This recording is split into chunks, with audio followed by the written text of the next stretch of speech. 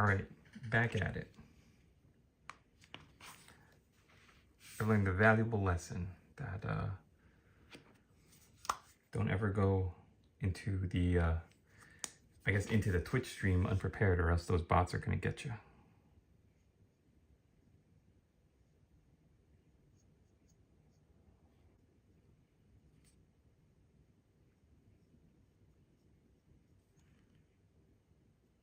Oh, so I was editing my, not editing, but going over my live stream from the other night just to see how it went, like as a viewer, and see what I need to work on. And I started talking about manifesting, and I didn't really finish my thought. So I thought I would wrap up that thought here.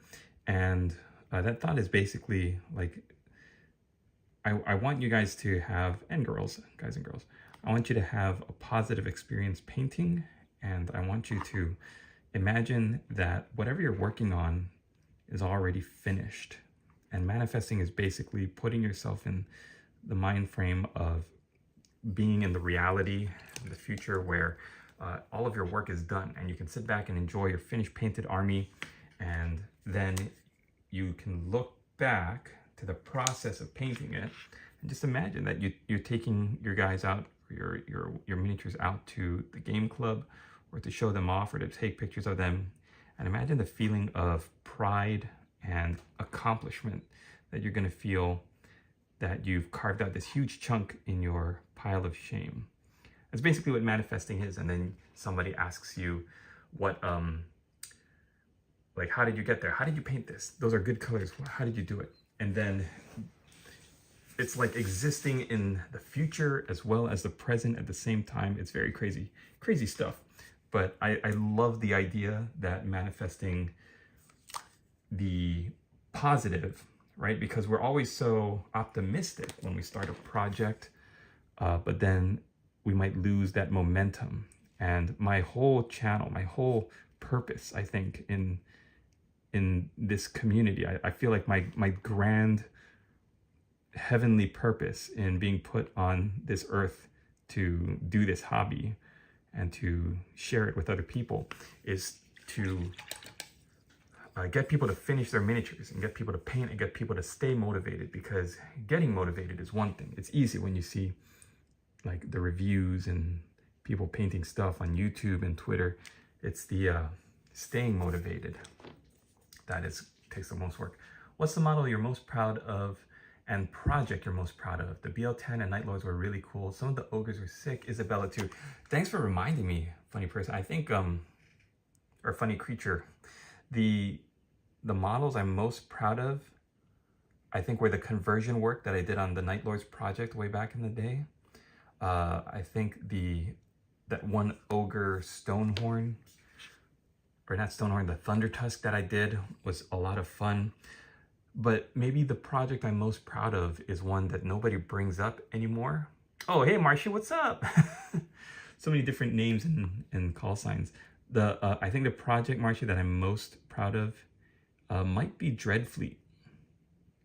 Just because it was such a wide range of disciplines to paint each one of those little boats. Like, you're really painting, it's like a sampling from every single different army at the time. It was like Tomb Kings had a boat, the Skaven, the Dwarves, the Elves, everyone had different looks, and it was trying to mimic the artwork. That was so much fun for me. Marcia, I love that Vindicator. Man, that's really coming together. The transfer work on that Dreadnought flag looks great. The Astral Claws just looks so good.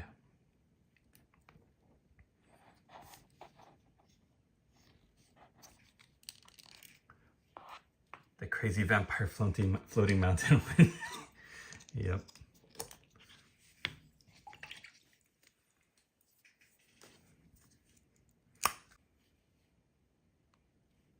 Yeah, I miss those days of just being able to sit down and have fun and enjoy it. You enjoy it differently. You engage in the hobby differently. I think the older you get and the like where you are in life, I feel like I'm really in tune. Like I'm living a parallel life to Mr. Daniel Sprinkle, in that he's got his family and I'm slowly growing my family. And you know, you engage in the hobby differently. The amount of time you had when you were in college or just starting out in the world is like completely different when you have a little brood of termagants to take care of. And there's nothing bad, there's nothing wrong with anything. Wherever you are in life, if you want to pick up a brush and start painting, I think it's a great idea.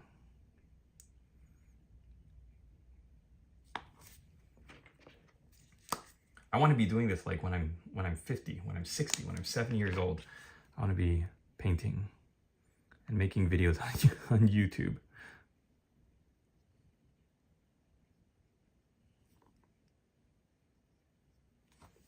I have to pry my brush from my cold dead fingers. Jeez, man, currently doing some of the marble work. Yeah, marble work. I actually made a captain, so I just based it here. Cool.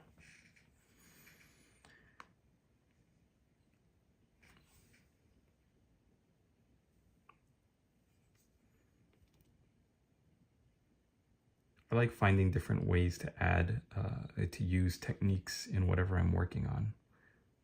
You know, so finding places to put like something like marble or like really aged wood. I was thinking initially, like, I really like Necro Gold. That was my answer to the day 3 daily question, I believe. What is the color that you like working with? Or was it day 4? It might have been day 4. And I love working with Necro Gold so much. It is my favorite color. But I don't think that I would like it if I used it on my dwarves. I think my dwarves have to be this bright gold color, just because that's what I imagine dwarves to have, even though I love the color so much of Necro Gold and how it looks like old, aged, old gold.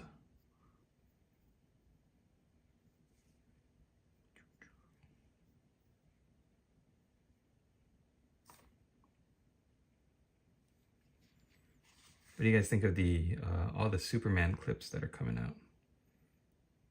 Superman was always one of my favorite hero movies as a kid. And I really liked Henry Cavill. So we'll see when the full trailer comes out.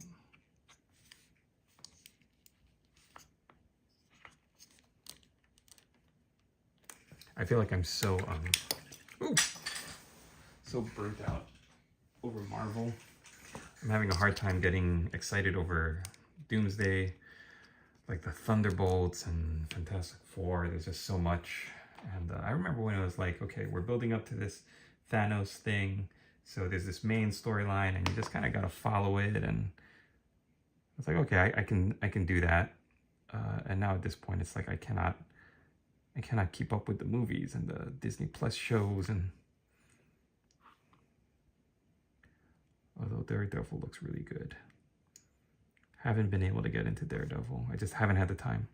My bandwidth as as a YouTuber slash father is basically like completely filled up at all times. I'm running at very low latency.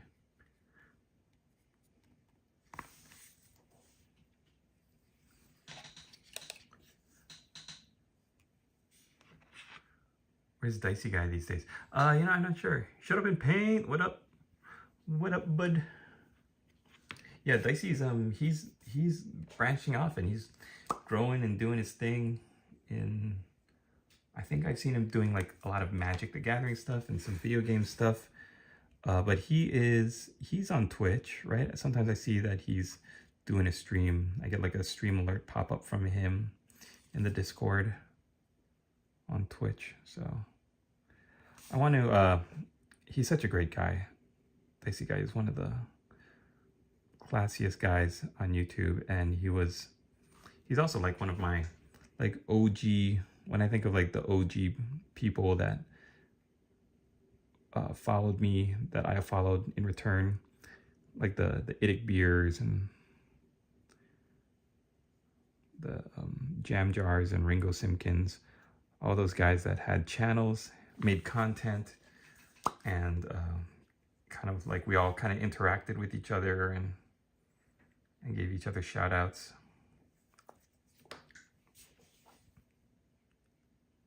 That was a time.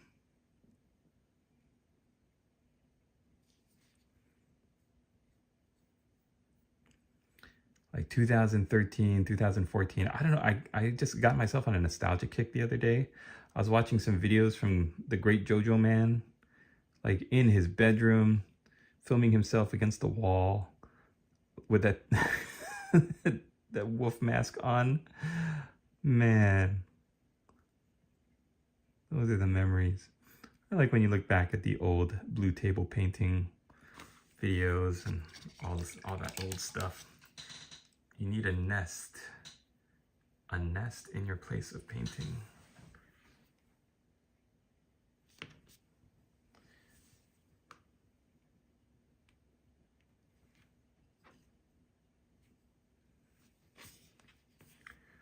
I went live on Twitch for these challenges and just upload the vids to YouTube.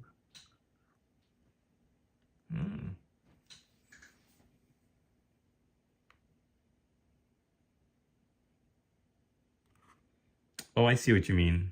Do you mean instead of like streaming to different destinations? Why is my skin recipe so watery?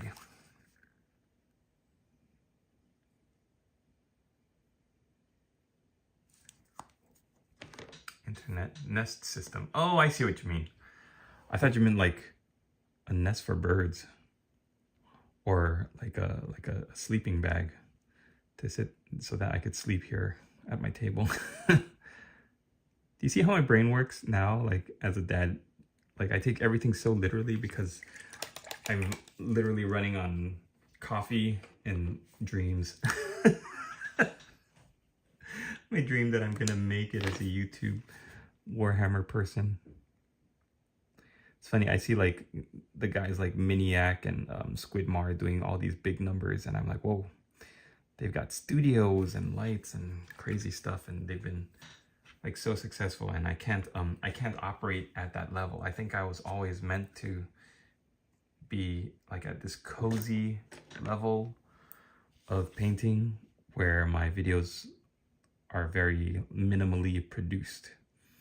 And I think that's why what I call like the garage hammer style has gone not out of favor, but I mean like out of style.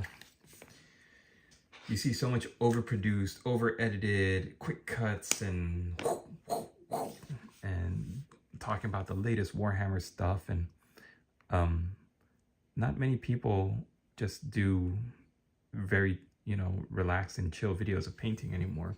And I think that's because your time as a viewer, a consumer of content, is very limited. You only have so much time to hang out on YouTube. So if you want to look up a painting tutorial, and you only have so much time to do it. I might have to use my new screensaver. You mentioned you had commissions on what you're working on. Yeah, bring back garage hobby vids. People see the high production and editing. Get to yep. I know. I think we need to encourage small channels to come back and tell YouTube that there's a place for people who just want to hang out and watch very low stress, low commitment on the part of the viewer, low commitment videos. Like you could just put on one of my videos and have it going in the background while you paint, and But everybody has their style, is what I'll say. Everybody's got their style and is looking for their niche and their audience. And I'm just so happy that I found my rhythm. I found my style. Like, I know who I am. I'm never gonna be like a Miniac or a Ninjon. That's what I call like the new wave of Warhammer content creators. You know, like the what's that Major Kill guy who does a lot of lore and content. I'm just gonna be really just painting on my little channel on my little island here, and having a great time doing these challenges, trying to make tutorial videos whenever I can. And it's getting a lot easier as my kids are getting older and their sleep schedules are a little bit better. Although if they wake up and I have to leave, then I'm gonna hit you guys with this.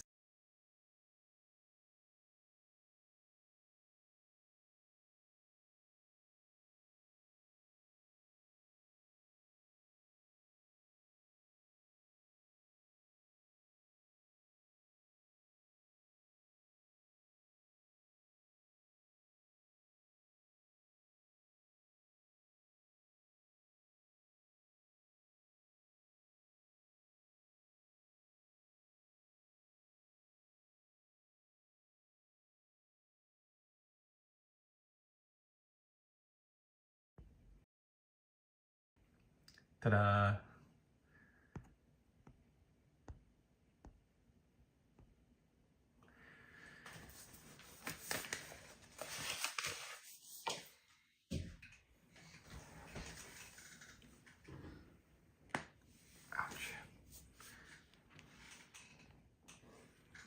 So what am I working on? There's also lots of saturation of a lot of people doing similar things. Yeah, there's a lot of elbow rubbing at the dinner table. That's true. That is true. So I'm working on, I have a pretty big commission of Blood Angels that I have to get started. The Death Company Army box, the Sanguinor, the Sanguinary Priest, as well as some Inquisitors, and then the Necromunda, like Hive Secundus box. Yeah, those are the ones that I'm currently working on. I also have a small commission of Night Lords I'm wrapping up. I just have to put transfers on those, and the Conrad Kurtz miniature. That one's gonna be done.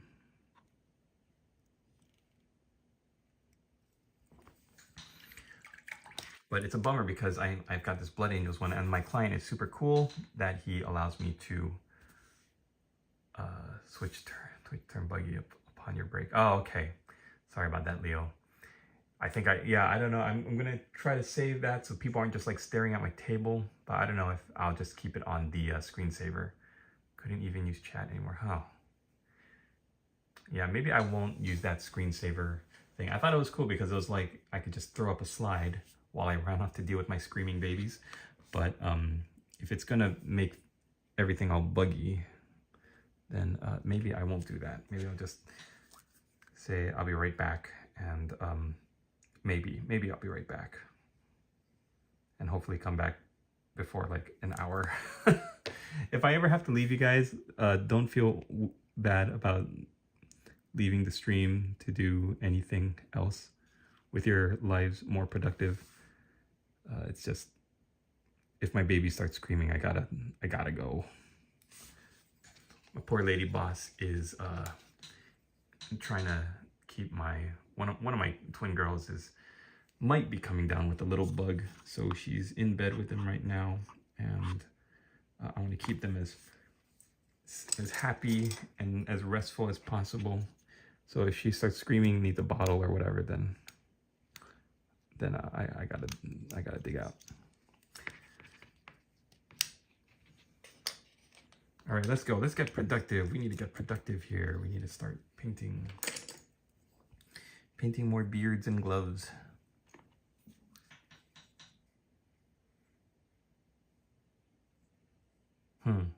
Twitch issue. Okay.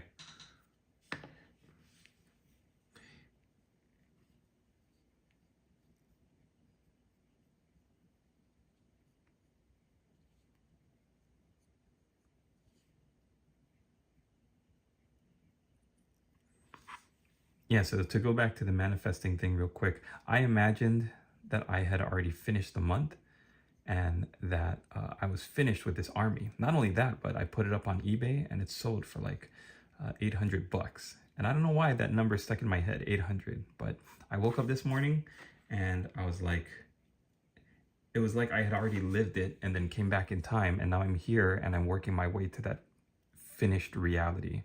You know, it's crazy. This whole manifesting and thinking about something as if it's already done, as if you've already lived that reality and now you're just occupying the space in time before then. That's how people like manifest winning lottery numbers and finding someone. And it's an interesting phenomena that I feel like I used to have that feeling more often. You guys ever feel that? Where you just know something, like you tell yourself you're gonna get something or something is gonna happen in your favor and it just does. And it's not like positive thinking, and it's not like you're saying, oh, just be positive or just think, imagine that you're gonna do it. No, it's like you're in the present and you're in the present tense telling yourself that you are going to live in this reality, or that you are in this reality. Like there's no doubt. It's not saying I want to make more money or I want to finish painting this army. It's saying I'm so happy because now this army is painted. And now I put it up on eBay and it sold for 800 bucks. Now, whether or not that comes true or not, like that's up to the universe, right? But I think just the whole manifesting phenomena and that whole thing is like really interesting. You've had to part with a lot of minis over the years by selling or donating. What are some of the big regrets? Oh, the 20 Legions project, Wordbearer Rhinos. You know what's funny? I still have that Wordbearer Rhino. That's so funny. I think you're the only one who knows that, Marshy, or that still remembers that. Like, I don't know. That was such a fun project, that little diorama rhino. And it's funny because I don't think anybody else would have any use for that. Like, if you're a Wordbearers player, why would you why would you spend like $100 on eBay to get a painted rhino where a bunch of Death Watch Marines are throwing melta bombs into the back and stuff? But that was a fun project. Thank you for reminding me of that. Yeah. I think if I regret parting with anything, it might be the very first time I had painted a huge chunk of that Deathcore of Krieg box that I had purchased on a whim. I sold a bunch of that to my friend at the time, who was like interested in getting Deathcore, and I was like, yeah, okay, I got a bunch painted up. And he's like, okay, I'll take all your infantry, I'll take your Earthshaker cannons, I'll take the Centaur light carriers. And I was like, okay, yeah, sure. And I needed money for the move from Hawaii to California, and I couldn't take it all with me. But yeah, looking back, I do miss those guys. I don't think there's anything else really that I regret not giving away or selling. But then again, you know, my daddy brain. Am I forgetting it? Oh, my Orcs and Goblins, maybe. My Orcs and Goblins.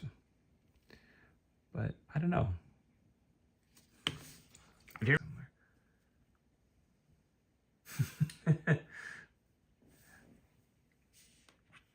Yeah. I think I gave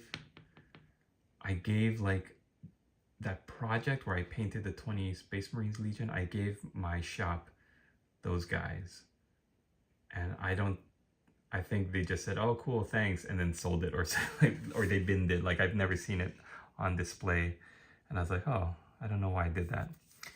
But it was like, what was I gonna do with it? It was just a single Marine from every single chapter. I thought it was cool, and I thought it was nice to give to the hobby shop because I spent so much of my time and money there. It's kind of like your if you have to move and you have to say goodbye to like your favorite place that you hung out at.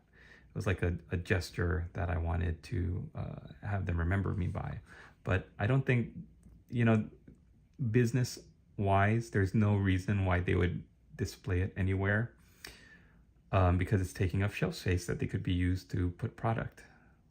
And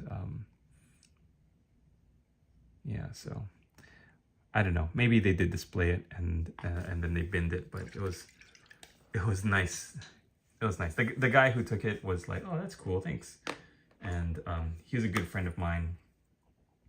So whatever happened to those 20 Space Marines, I'm glad they went to him and to the shop.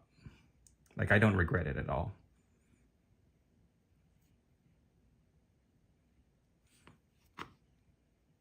Yeah, I'm trying to think if there's anything that I regret letting go of, and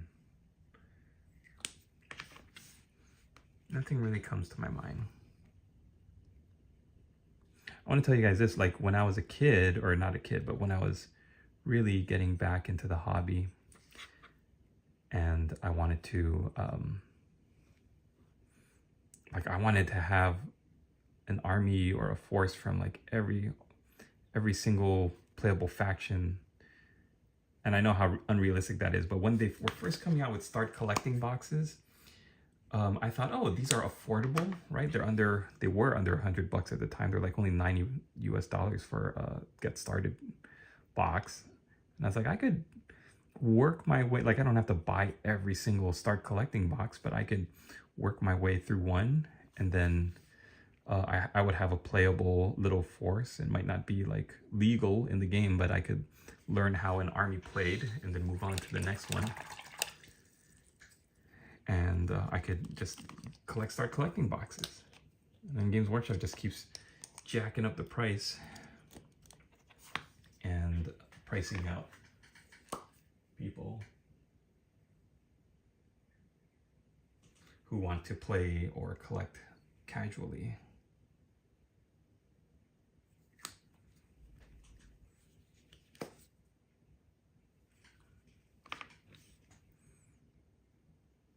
My dwarves seem to have only 3 or 4 beard colors. That's okay. I think at the end I've got like 2 more guys there. Maybe I'll make them have like black beards. That'd be cool. Black or a couple more gray beards. I think I've got a nice variety.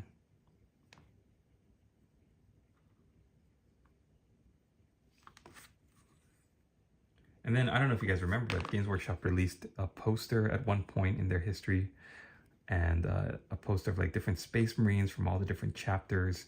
And I was like, oh, maybe I should do like a project on the Badab War and look at all the Space Marines that were involved in that. And then you do the same thing when Battle of Calth came out, and Warhammer Fantasy, or I'm sorry, Warhammer 30K, the Horus Heresy, got big.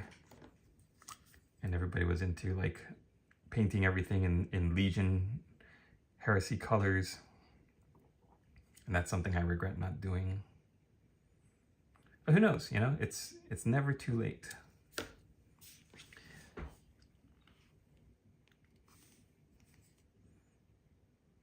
It's never too late to make a video on something you like to paint.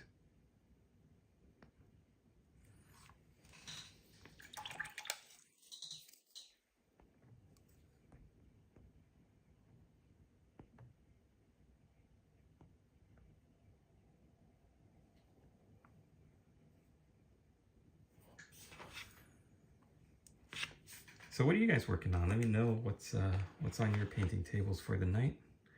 I think if I can keep up this pace, because today is the 5th, right? If I can keep up this pace, I might be able to finish this project. So I only have the gold details left to do. Maybe if I can get the gold details done tonight, that would be really awesome.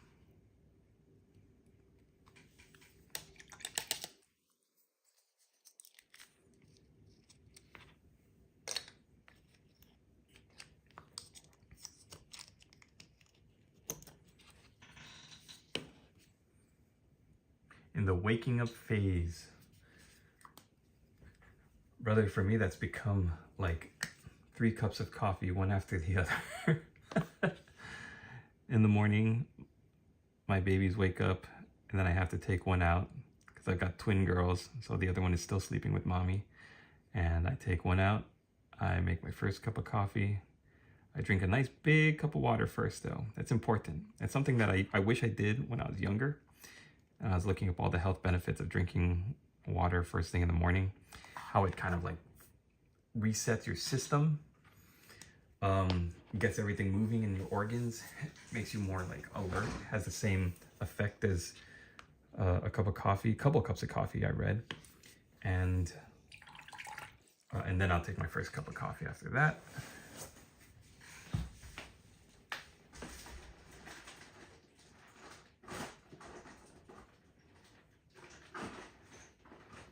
Let's find a dark gray paint. A dark gray paint.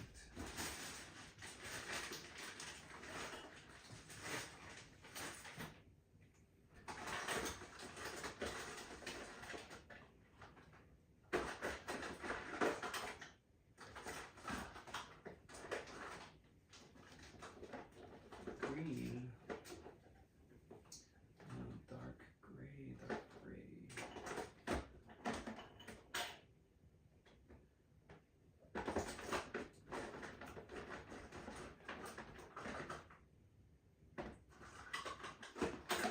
You actually should see that.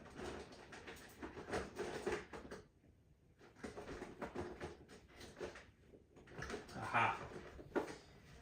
Ashen gray. Perfect.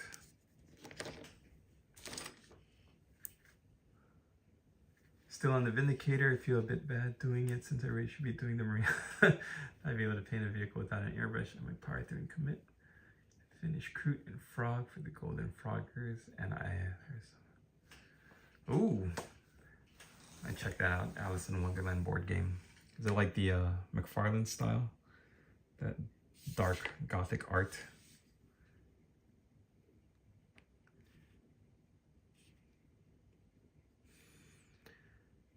Yeah, Marcia, if you feel it, you know, I always say go with your feeling. If you feel like powering through that Vindicator because you've got that momentum going, that's the way to go.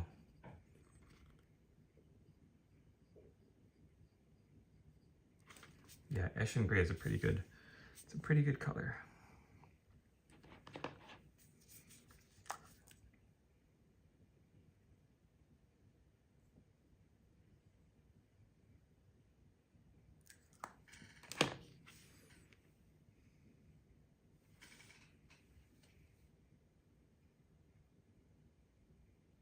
There are a lot of people who've come and gone over the years on my challenges that sometimes I think about them, you know, and I look them up to see if they've posted any new content.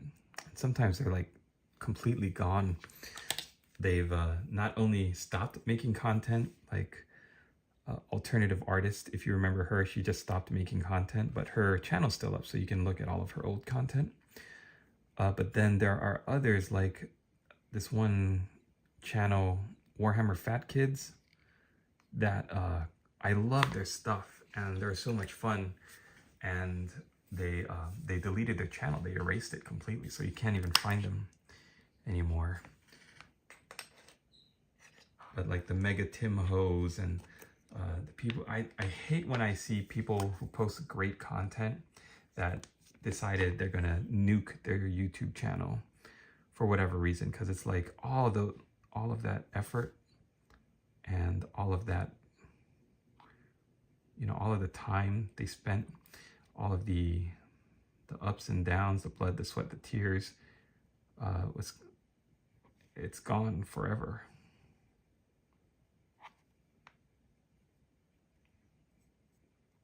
And that's why, like, if anything ever happens to me, I just want to keep the channel going. And one day you might never hear from me again. I might stop posting videos completely if anything happens to me, but I'll always have my channel up. I don't think I'll ever get to a point where I'm going to say, you know what, this whole thing was a mistake, and I'm going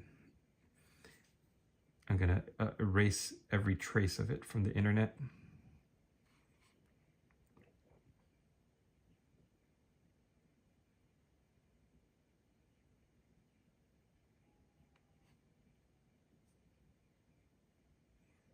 All right, and some Eshin Gray.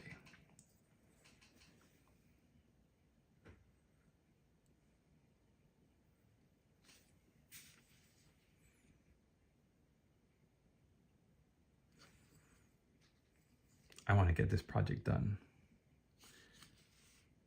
I've manifested it already.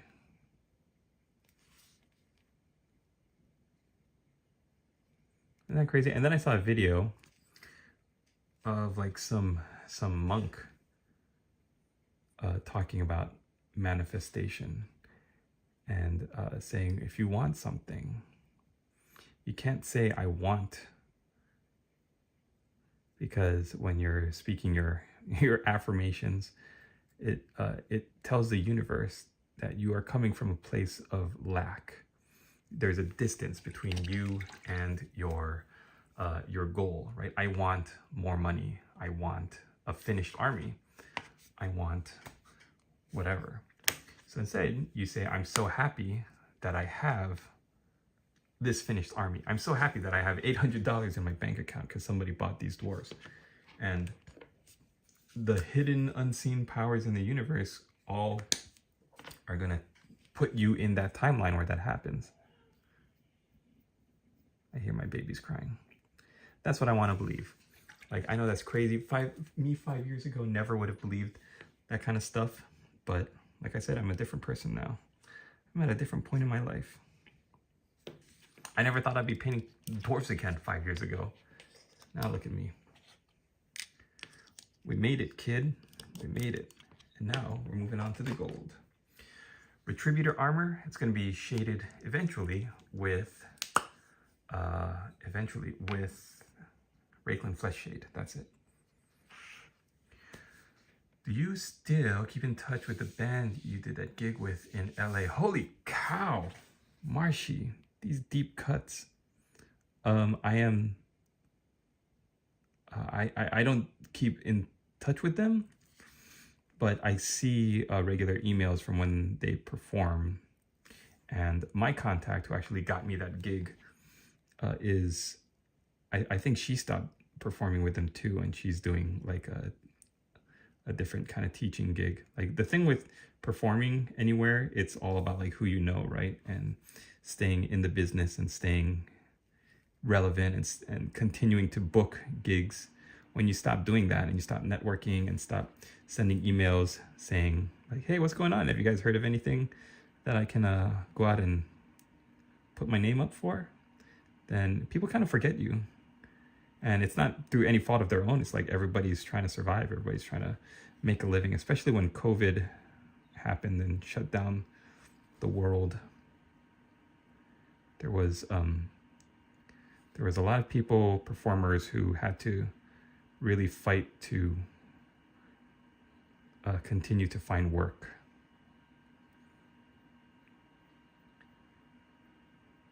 And there's at some point, it's funny because my lady boss was like, she went to school to perform to get her musical degree, right? And I never finished getting my degree in anything, but I always thought like one day I would make it in Broadway, and I would go to New York City and I would audition and get in Broadway shows. And that's what my lady boss studied for too. She's like, we're gonna go to Broadway, we're gonna find an apartment and get terrible waiting jobs and live as like starving artists struggling for our art, and we're gonna find a way to make it work because we love each other, blah, yada yada yada.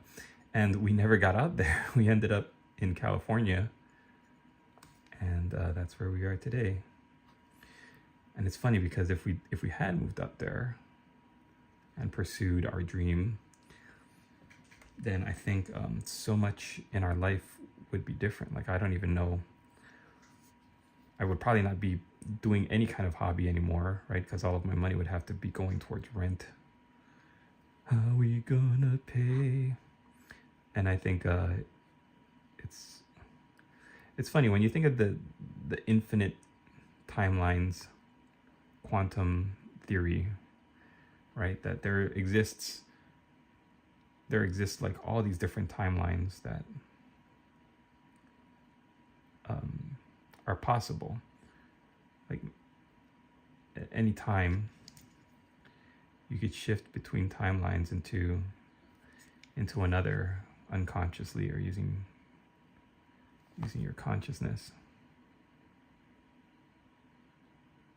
So who knows? Because I swear, you guys, on April 1st, I believed that Val Kilmer had passed away like right around the time Top Gun was filming. That's funny. God, I watched too much old school Tay. That's funny.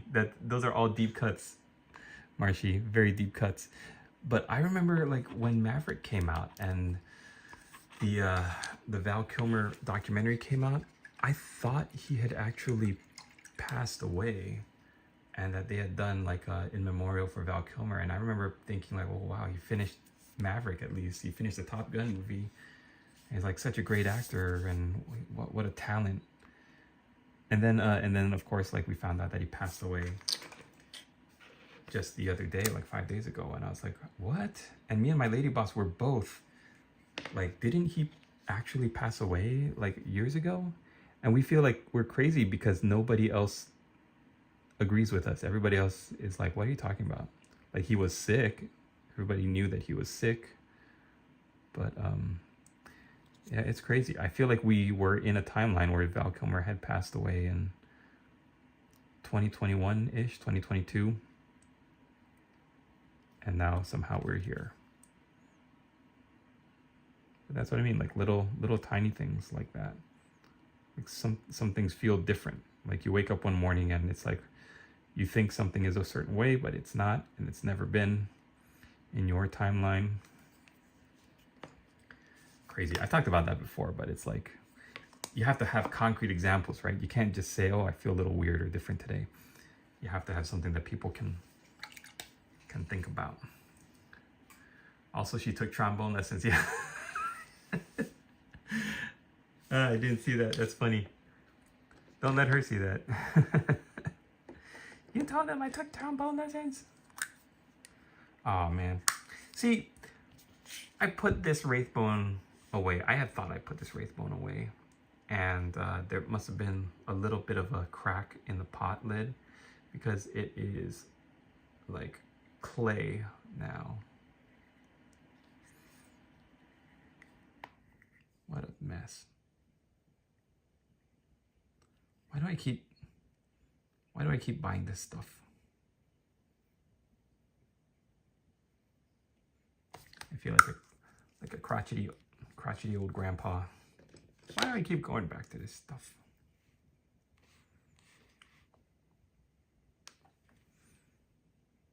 Here you go, Mr. Dwarf. Have some frothy beer.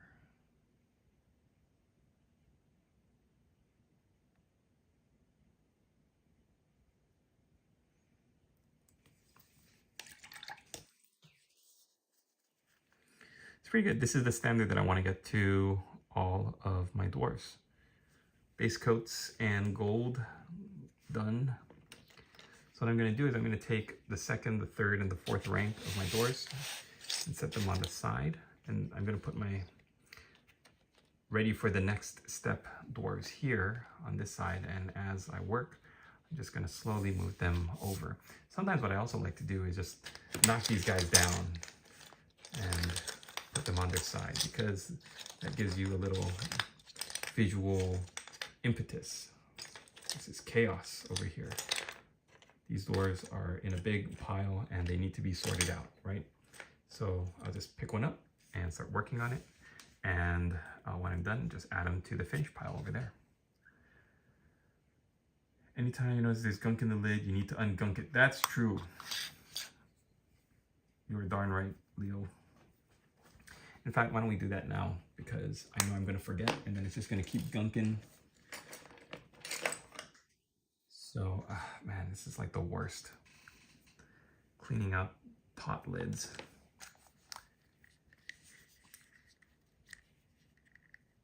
Yuck.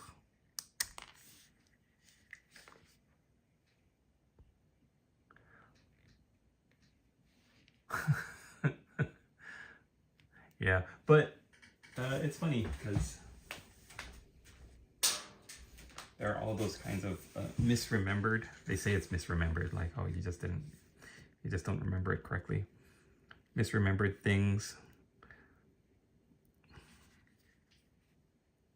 I don't want to go into the whole Mandela effect things, but I remember when we first were researching it, the lady boss and I were like looking for the ones that we thought were the funniest, that really resonated with us. And we were like, that's such a funny phenomenon.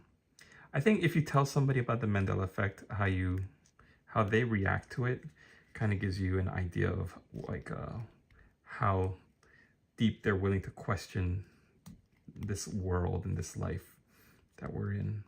Because it's like, yeah, how do we all misremember such a specific thing as the comedian Sinbad being in a movie called Shazam? Like, how does everybody misremember such a very specific, weird thing like that? I don't know.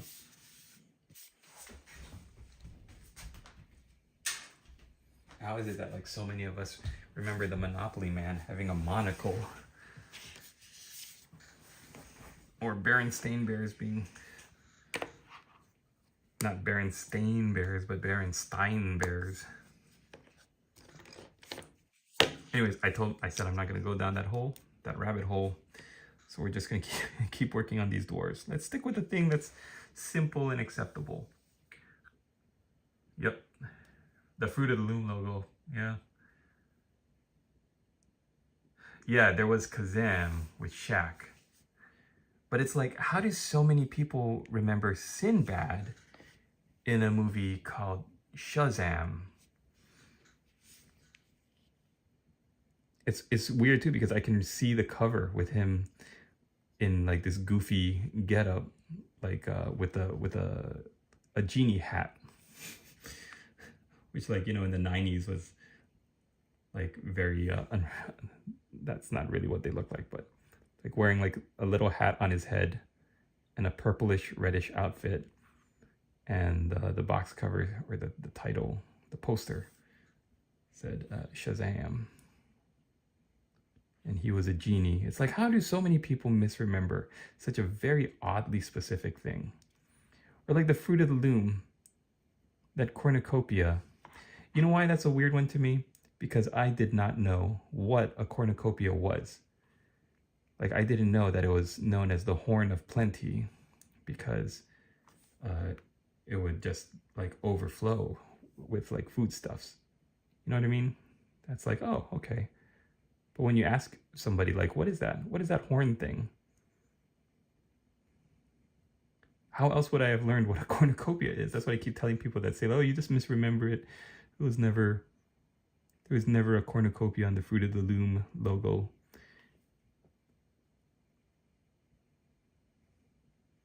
My lady boss and I have this crazy theory that all of these things they're trying to convince us did not happen, or is not real, or is something that we misremembered, because they want to see how much of the past they can change, like by erasing all evidence of it, for whatever purpose that would be. They didn't pay attention in the first place, and when someone brings it up, the brain fills in the gaps with the newly presented information. Yeah, I've seen that. Like, that's why people, like, the one that I can stand behind is Darth Vader saying, "Luke, I am your father," because so many people were doing like the Darth Vader impression and saying, "Luke, I am your father." Like, that makes sense to me. People will misremember that. But it's, yeah, things like the Monopoly Man never having a monocle. I'm like, are you serious? Are you kidding me? I thought that's why didn't he have the character of the Monopoly Man have a monocle in that Ace Ventura, When Nature Calls, that he makes fun of. He calls him the Monopoly Man, and he has a monocle. And like Curious George never having a tail. That's another weird one. Like I remember him having a tail and swinging on it. But yeah, it could be. If all of this stuff is just my brain filling in information, but like again, like why is my brain filling in the information about the Sinbad thing? I don't remember watching him in, like, if it is the SNL thing, then maybe, but it's like I don't remember him. I don't remember watching the SNL one.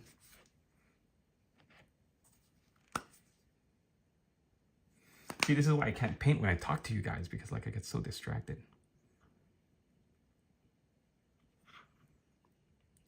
So my idea with these helmets, I used to paint them in different colors. I've seen them painted in different colors on the Games Workshop website and on in the community too. But I think if we stick to gold and silver for the metallics on these models, then I think that makes it more cohesive. Like we don't get too crazy with the colors. Lots of browns, skin tone for warmth, some, yeah, the silver, and then gold and silver for the helmet. I think that's a great way to go.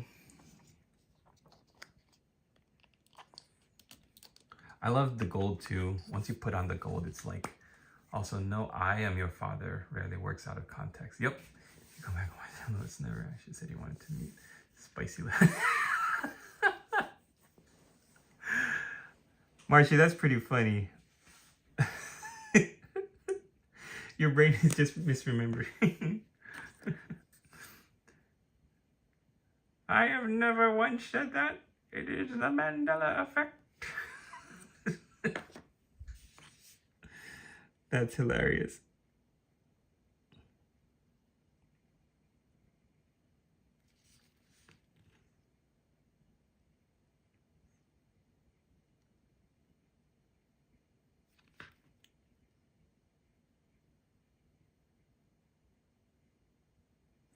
One that's not a Mandela effect is Igor's voice always changing.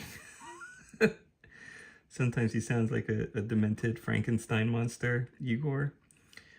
And sometimes he sounds like Michael Caine. And sometimes he just sounds like whatever I felt at the time.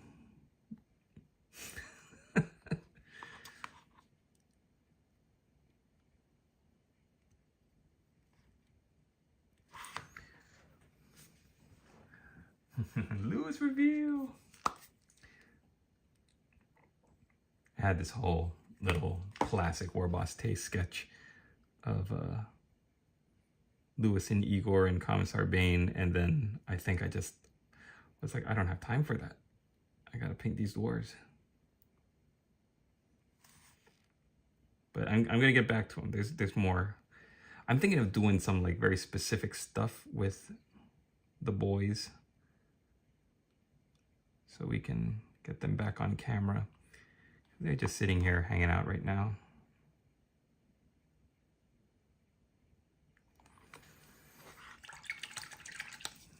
All right, just a little hint. Just a little hint of gold.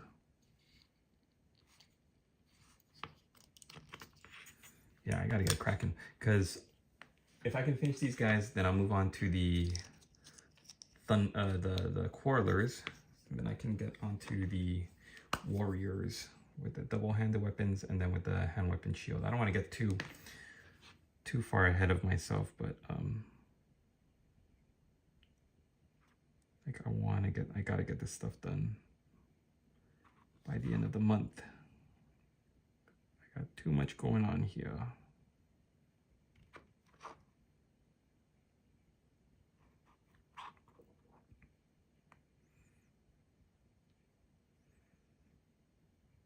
But yeah, if you guys have ever thought about filming, posting stuff on YouTube, I've been doing it a while, but I'm no guru. I'm no YouTube guru. I don't have my silver or gold play button, and I'm not making any kind of money off of ad revenue or anything yet. What I have started doing, because they've actually incorporated this into being a YouTuber now, is that if you make content, you can tag products that a viewer can click on, and if they decide to purchase it, then you get like a little bit of affiliate marketing money.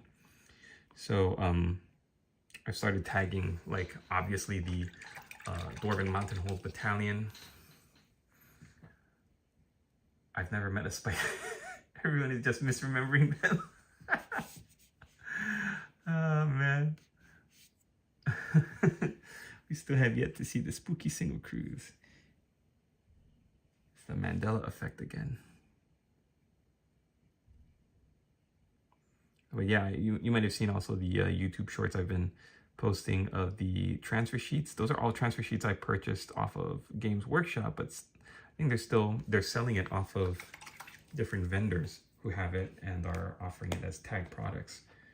So, I mean, I'm only going to make a couple pennies if anyone ever picks up any of these products, but it is nice that, like, these are all avenues of extra revenue that I've never had available to me before as a YouTuber. So anyone who gets into the YouTube game now, you do have a little bit of an incentive for trying your best to get people to, you know, watch your stuff and click on products.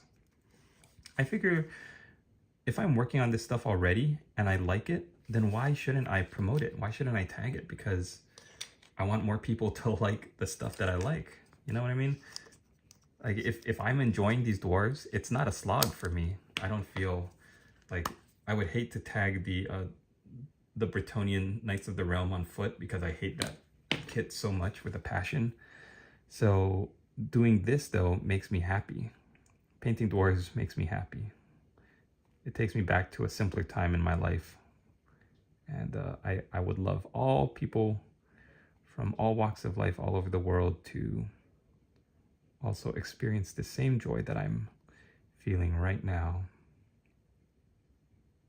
And it's weird, I'm not being like facetious at all. Like, I really am happy painting these dwarves. I think that's what you gotta find. You gotta find an army or something that you can paint that doesn't feel like work. Something that feels like fun and is therapeutic. Maybe fun is not the right word. Maybe therapeutic is better. My brain is so melted from spending all day trying to make sure there's no chaos in this household, that now painting these dwarves is like, it's like the best thing in the world. And it's funny too, because like dwarves are classic good guy miniatures, right? They're the classic good guy army next to the Bretonnian and the Empire of Man. So I feel like that's the allure of the dwarves, especially when you get older. I feel like more of a dwarf now than I ever did. Like a long beard, just grumbling about life. I'm sorry, I'm missing all this stream. We saw yet to see this review. RTLW affiliation is great. There's such a great and inspiring company. Yeah, okay, so I actually asked RTLW, like, they didn't approach me. Like, I had to actually email them and be like, hey, I really love your product, and if you have an affiliate program, I'd love to promote it.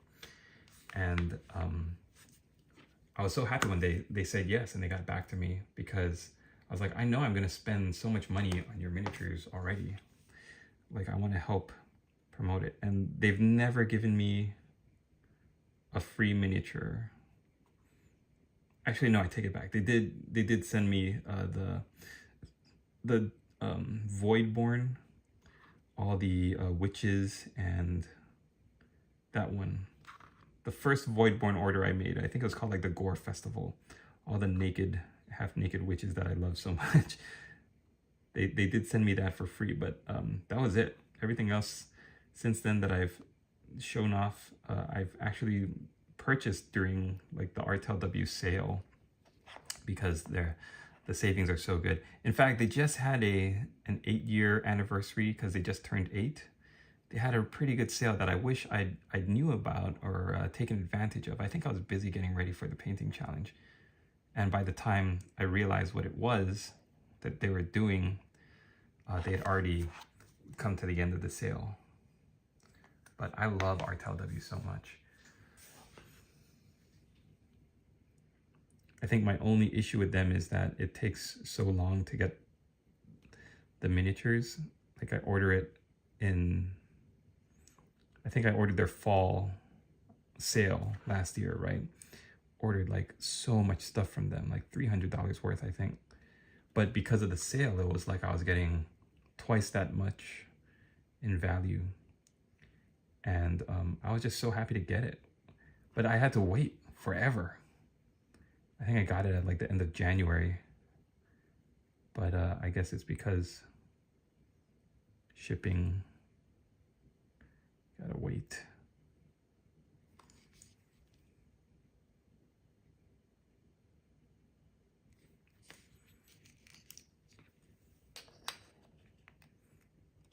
I'm gonna do like this. This is a little psychological thing, you guys, if you're batch painting like I am. Instead of painting your guys and adding them to the finish pile like rank by rank, go across the first rank and then build the structure. So build the first, paint the first guy and add them onto the end, and then work your way towards filling them out. I think because if you have them the other way, like this, I know I'm supposed to have 4 full ranks. So if I see this, I feel a little bit more like discouraged from continuing, because it could be just purely personal preference and you might not care about this small nitpicky thing, but to me this feels like a lot more work. But if I've got all 4 ranks built out and I'm slowly filling them out this way, then it feels like less work because I see the depth. That's another thing. That's what it is. It's like depth. Your perception of depth feels more like you got more accomplished if you're building out and ranking that way rather than horizontally. It's a little tip of the trick of the trade, my friends. Little tips and tricks.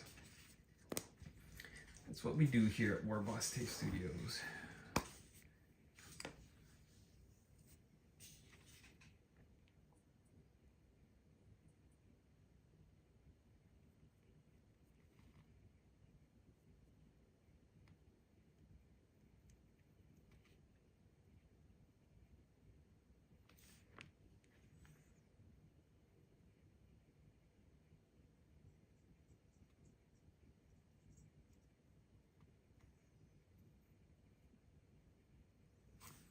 I feel like I look at these dwarves and it instantly takes me back to being a kid.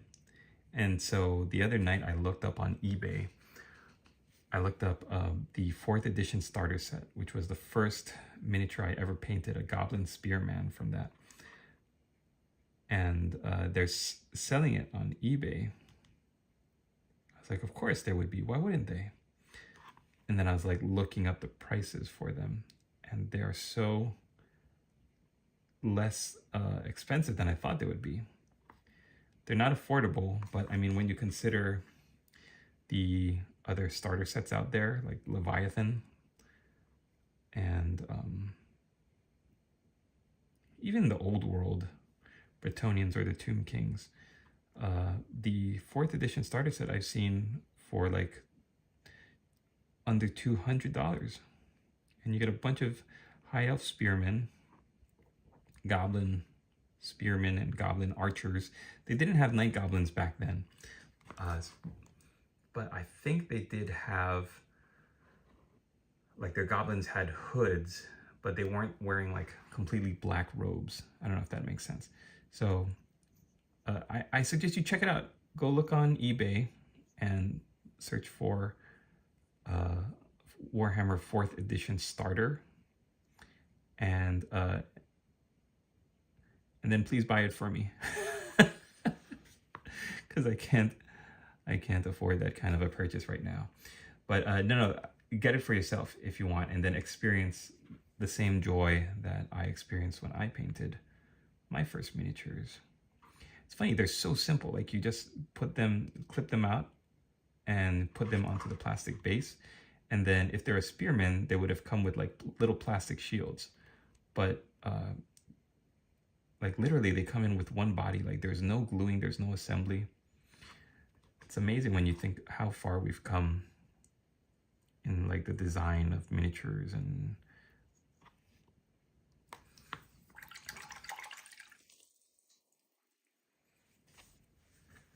I was thinking, it's one of those things that you can't you can't experience again. You can only experience once, and that kind of made me sad, you know, because it's like such a different hobby now. When you think about how did you get into the hobby? What was your first starter set? When I think about my first starter set and the joy that I felt painting it, and how like my son isn't going to feel that. Like if he decides to get into painting Warhammer and miniatures and all that, like he's going to be getting the latest edition so that he could play with his friends or whatever, right? He's not going to feel the same connection to the miniatures that I did. Like he's going to have like the best designed at the time, whatever is currently like the latest thing out there. It's going to be a completely different experience.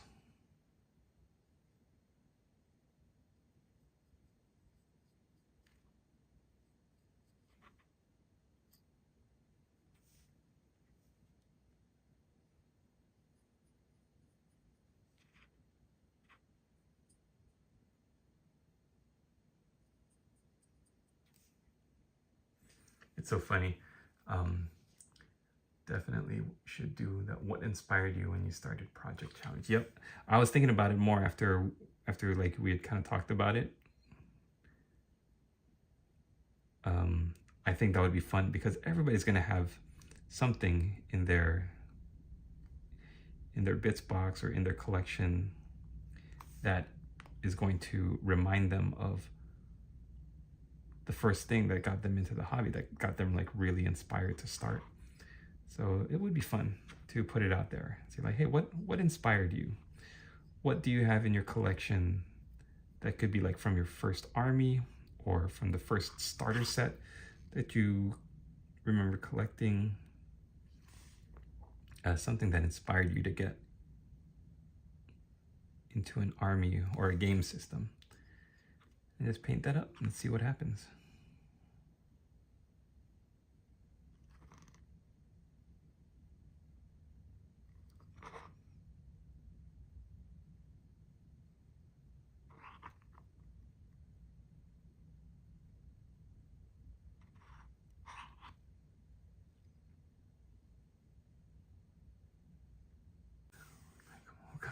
Even doing taxes? Ain't that the truth? Sometimes I would like, if there's, you know, because every edition would have the big book, right? The big red book. And I was like, hey, is it just me, or are these books just so incomprehensible to get through? Like I almost felt like you had to read a part of the book, your opponent read a different part of the book, and you just came to the table with whatever part of the book you had memorized in your head, and then you had to look up all of the weird, random, obscure rules. That was rough. You think back to those simple like 3rd edition where the rules like all fit on a cheat sheet. Like this is a quick summary of the rules. This is how you need to play. I think they were trying to do that with Age of Sigmar. Like, despite all of my misgivings for that system and the universe, which I really don't care for Age of Sigmar. But I will admit that it was good of them to try to streamline the game. I'm not going to call it fantasy, but because like they got rid of Warhammer Fantasy, right? But they were trying to come up with a system that streamlined the whole process of playing a game so that it would be easier, more fun, and quicker for the participants. It was too wild right out the gate.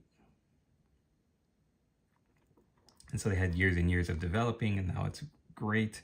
I hear it's great. Still, I don't think I can get into it. I think if anything, what I want to do is get into the old world, like Biggs in the Discord. No shade to anyone who enjoys the mine stuff. Yep, the old rules aren't gone. All of my units I build with third ed in mind. That's how I played my first few games. Only one of my buddies had the actual book. Yep, that's true.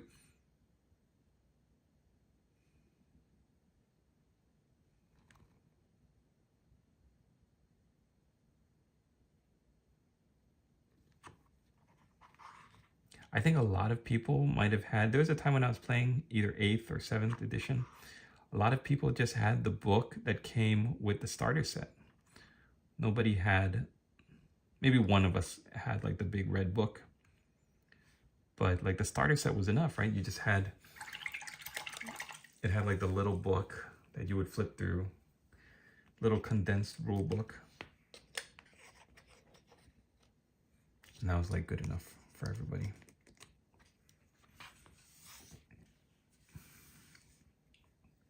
Yeah, I think it was around 8th when it was like, okay, do you have the update?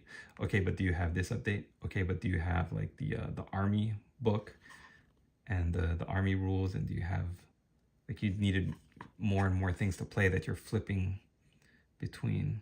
And I think they tried to address that with the app, right?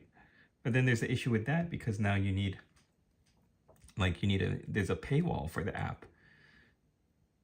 So like if you collect an army, like you have to pay for the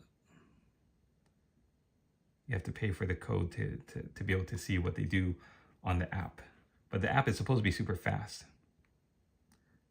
And I remember when they were first trying to integrate technology, when they're moving away from having codexes right in front of you and you could buy like the rule book on your digital ebook, because that's how I first started playing with Imperial Guard. I had the ebook rule book of the Imperial Guard in, what was that, 7th, 8th edition.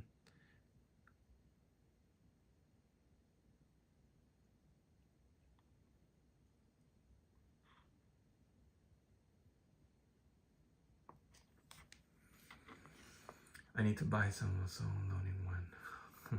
3rd edition codexes were also affordable to teenager me. Yep, that's right. To be honest, most people just pirate the rules. No one should be paying that much for rules. Yeah, I agree. Uh-oh. I just realized my my baby monitor had shut off a little while ago. Okay. Everyone's still sleeping. Whew. That would have not been fun. Baby's crying and the wife is stuck in the bedroom. Oh boy.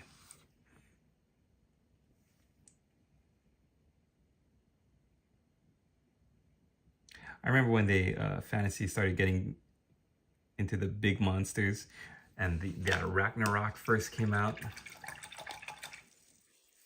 That was a fun time to be alive. People just putting down the Necro Sphinx and the Ragnarok and dragons, and boy, that was fun. The best way to get someone into the hobby is to get dice in their hand. Yep, exactly. It's interesting all the different things they're trying to do to bring in new players.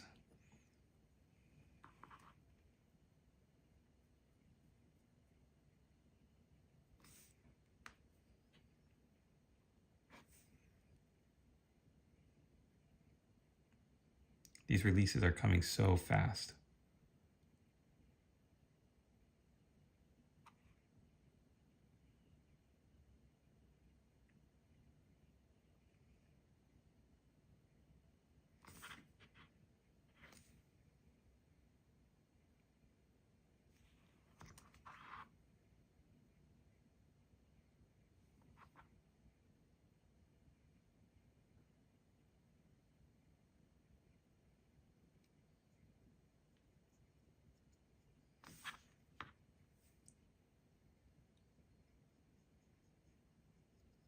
I'm so glad Dr. Torlin saved my Twitch channel.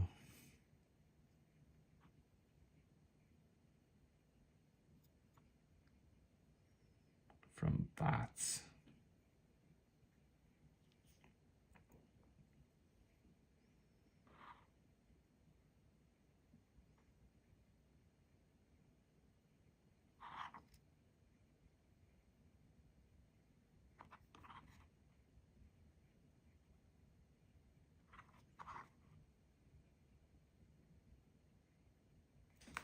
All right. When I was a kid, you had to seek out competitive games, but the standard is competitive, not for me. Yeah, I just want to have fun. And when I was first getting into the game, when like seriously collecting orcs and goblins, it was back when all of the orcs and goblins were metal, and I would just bring them in a big plastic bin, right? I had no respect for my toys, and like they were not painted at all. Maybe like one or two of them had some paint on them. They're just basically like metal miniatures, and they were on their bases, but I would show it to my hobby store, and on their games day, I would love going to their games day because you could find players and like all the people that you would normally not see around the store, the community, because everybody has there at different times, and it was before the internet. And you would just show up at games day, and they would have opened their vault to sell right at the door, like all of their old school like blister packs at a discount, and some really weird stuff like arrow slits for castles. I didn't know Warhammer Fantasy made this. They were like the arrow slits for a castle, and they sold those in blister packs for like 20 bucks, right? But they would be on sale at the games day for like $9. I was like, who's gonna buy that? That's ridiculous. And I bought like 4. And they would have all these events, but I was a kid, and I was still a kid at the time, and you had like military guys playing, and you would sign up for games, right? Bring a competitive army and sign up to play a game, and when you get there in the morning, they would divide you up and give you whoever you're going to be playing with. And I had this reputation as the kid that had like unpainted orcs and goblins that didn't know anything about the game, and I had to look up all these rules, and it took so long to play me. So they always paired me up with Day, and he wasn't really a competitive player, and he was just like a friend of the shop who loved to paint. And I think he was famous for, I don't remember what awards he won, but I think he submitted to like a Golden Demon and got pretty high, or got some accolades. And he was like a really good painter, and I would always get paired with him because nobody else wanted to play me. Everybody's like, I don't want to play with that kid. He's like, it takes too long. His models are all unpainted. And this guy had an undead army because it was before they split up vampire counts from Tomb Kings. And I just remember always loving to play him. And I don't know if he ever cared about playing me or not, but I would always like love he had this model of wraiths that he had converted himself that looked like just a bunch of Grim Reapers it looked like their eyes glowed. You would have to turn the models up to look into their hoods, and you could see like 2 little red dots that seemed like fluorescent and that caught the light. And I never asked him because I was always like so ashamed that my models weren't painted at all. And he would ask me once, like, how come you don't ever paint your orcs and goblins? Like, it's games day happens 4 times a year maybe, and like once every quarter, right? And then he'd be like, oh, you haven't painted them still. And I remember I'd be thinking like, oh man, I'm so ashamed of myself. It's like, yeah, I'll get around to it. I don't know, I can't work up the motivation to paint my minis. And he's like, yeah, I get that. That's how it is. I think that's one of the reasons maybe why I started my YouTube channel, because I didn't have motivation to paint. Is that the supervillain origin story of having everything on the table painted? It could be. I had a friend who also loved to paint, or he didn't love to paint, but he wanted painted miniatures on the table all the time. And he was the guy that he commissioned me to paint his dwarves.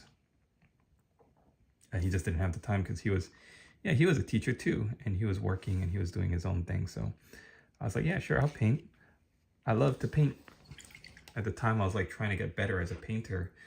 I was so ashamed of like teenager me showing up with a giant plastic bin of unpainted minis that when I got back into the hobby, I was like, never again. I was determined that all of my miniatures would be painted. Yeah, so I took commissions. I built up my own collection. I was just trying to learn how to paint faster. But then I got more into the actually making videos and making content. Then I was like, well, how can I help other people? Because everybody wants to learn how to paint. Everybody wants to paint faster and get painted minis on the table. So what kind of videos can I make to help them get there? Because people who watch my videos, I imagine, are just me. Like in different mortal forms, right? We're all just trying to get our minis painted. We're all just trying to have a good time, not waste our time. Time is money, time is precious, and we only have so much of it. So when we engage on like Twitch or YouTube, like we're choosing content creators we enjoy. So that's why it means a lot to me. Thanks, you guys.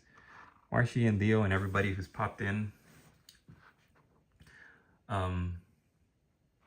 All 5 of you, 3 on YouTube and 2 on Twitch. Thank you for hanging out with me.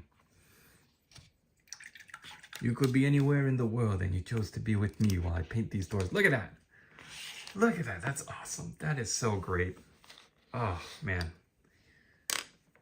That's great. I'm so proud of like where they are right now. I don't even know if I want to do any highlighting or shading. I think they look pretty good. Okay. You know what I'll do? I'll do a little bit of Administratum Gray on the gray beards. We'll do a highlight on the beards because I think the beards are what's most visible. So we'll do a little highlight and then we'll get the basing done. And then I'm going to call this unit finished. I'm not even going to worry about any other colors. The base colors are so clean, and I think if you can do clean base colors, then everything else like the shading and the highlighting, it's all just extra. It's all unnecessary. I've come to the point where I'm like, you know what? So I'm going to make it look as good as I can. Then I'm going to move on. So I got blood angels that I need to build and paint up. Yeah, I think if anything, I do need to get a coat of Cabalite green. So let's separate them by beard colors. Dark brown, Mornfang brown, Mornfang brown. And then what we'll do is we'll give them a highlight. And you guys too. No, the flag and the champion are good, but I do need to highlight your beard. And then yeah, we also need to do Steel Legion drab highlights. All right. So as always, we'll organize the miniatures into how they need to be painted.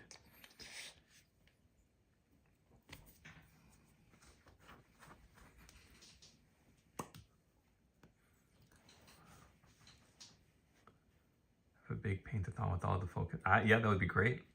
Subbed your channel a long time ago. I never commented anything, and now YouTube shows me you're live. Hey, welcome, Cody. Thank you for commenting. I'm still kicking. I'm still kicking. I didn't hear no bell. I love it. I love it when people who've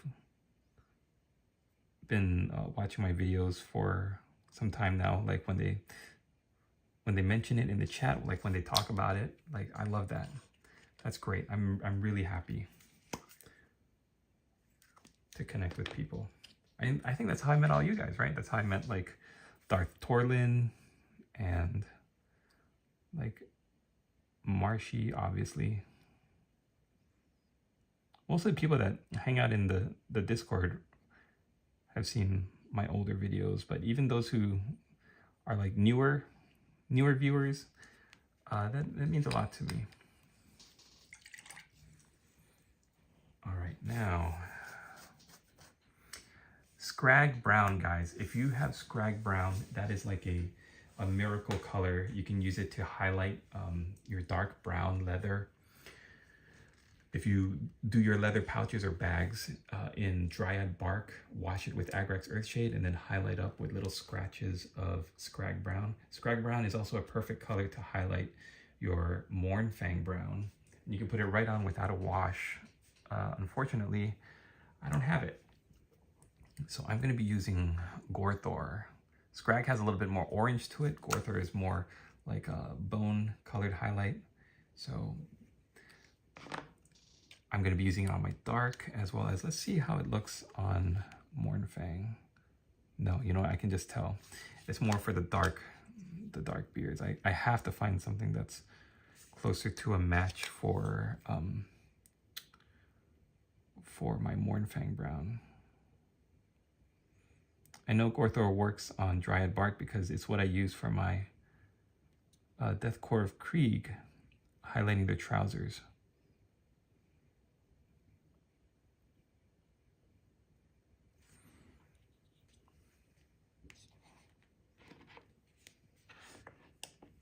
I'm so close to the end. I really hope my babies stay asleep so I can finish this unit tonight.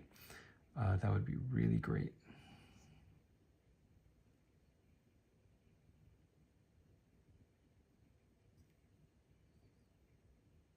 Yeah, Marcia, I like the idea of doing a paint-a-thon.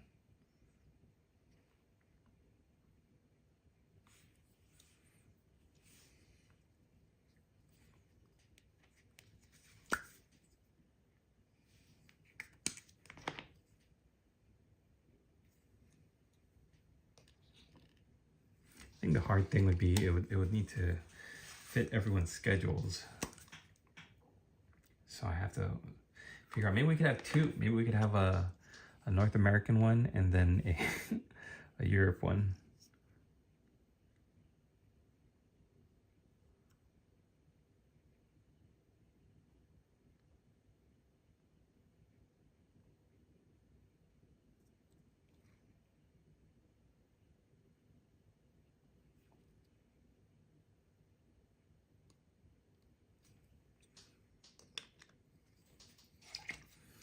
All right, and then for the Steel Legion Drab one, I'm going to highlight up with Raygarth Flesh.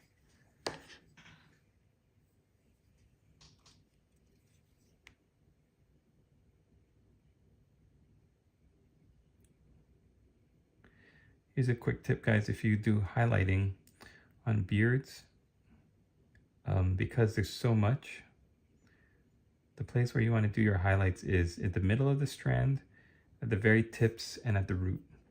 It's going to create the illusion of motion. So I'm focusing on the tips, the middle, especially if the middle has a little bit of a bend.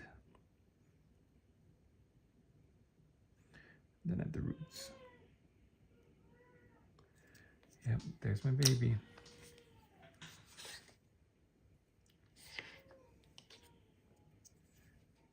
If my lady boss calls me, guys, I'm gonna have to call it.